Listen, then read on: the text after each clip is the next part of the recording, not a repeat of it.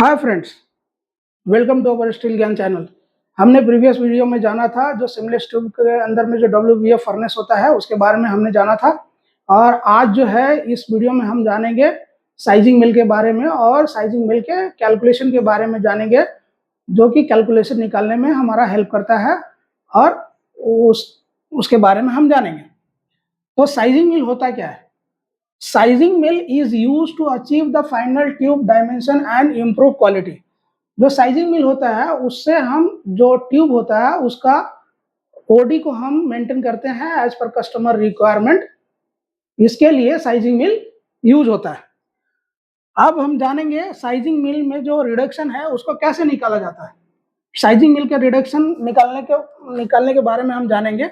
जो sizing mill reduction का formula है वो होता है OD in minus OD out by OD in into 100। तो ओडी इन का मीनिंग क्या होता है? ओडी इन मतलब tube outside diameter entering in sizing mill. जो साइजिंग मिल के अंदर में पाइप एंट्री होता है उस समय जो ओडी ओडी इन होता है उसका आउटसाइड डायमीटर जो होता है वो उसको हम पकड़ते हैं। और ओडी आउट मतलब फाइनल आउटसाइड डायमीटर। जो ट्यूब होता है उसका फाइनल आउटसाइड डायमीटर को रिप्रेजेंट करता है। तो आप देख सकते हैं इस डायग्राम में मैंने एक ट्यूब बनाया हुआ है। इसमें ये जो है ओडी इन है।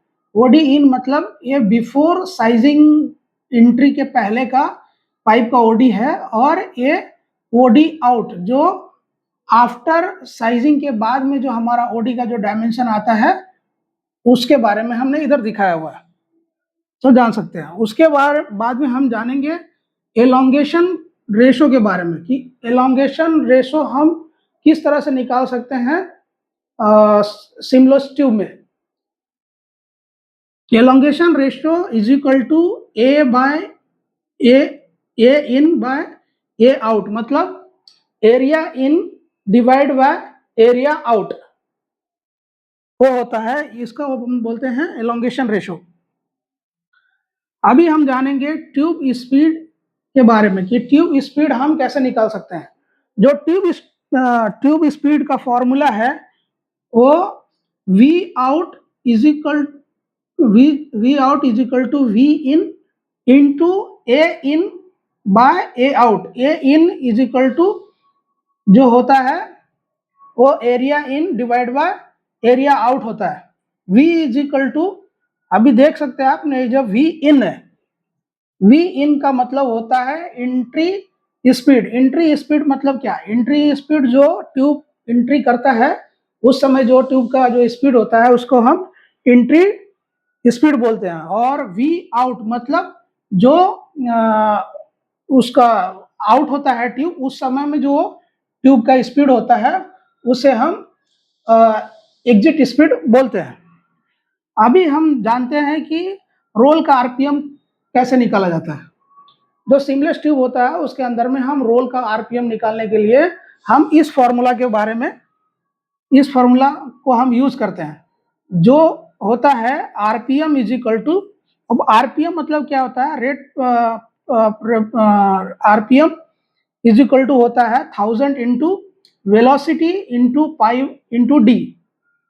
तो v इज इक्वल टू होता है tube speed minute metre per minute. v is equal to tube speed metre per minute होता है। और d इज इक्वल टू होता है रोल डायमीटर इन mm। जो हमारा रोल का डायमीटर होता है उसको हम बोलते हैं d। d जो होता है हमारा रोल का डायमीटर होता है। तो इस तरह से हम जो है साइजिंग मिल का जो कैलकुलेशन करते हैं जिससे कि हमको जो रोलिंग करते हैं उस समय में किस तरह से उसका कैलकुलेशन किया जाता है उसके बारे में हमको मालूम होता है। इस वीडियो में हमने जाना है साइजिंग मिल के जो फॉर्मूलाज है उसके बारे में।